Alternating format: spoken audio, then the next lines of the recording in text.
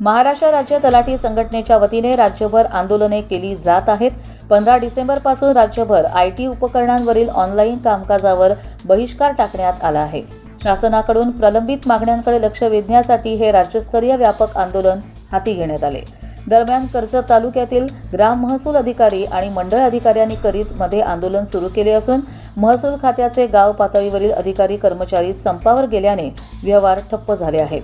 या आंदोलनामुळे 7/12/8 उतार विविध दाखला प्रणाला फरफार पीक पाहणी नोंदणी यासारख्या महत्त्वाच्या ऑनलाईन महसूल सेवांवर तात्पुरता परिणाम होण्याची शक्यता वर्तवण्यात येत आहे। शासनाने तातडीने सकारात्मक निर्णय घ्यावा, अन्यथा आंदोलन अधिक तीव्र करण्यात येईल असा इशारा राज्य तलाठी संघटनेने दिला आहे। कर्जत लाईव्हसाठी महेश भगत, नेरळ।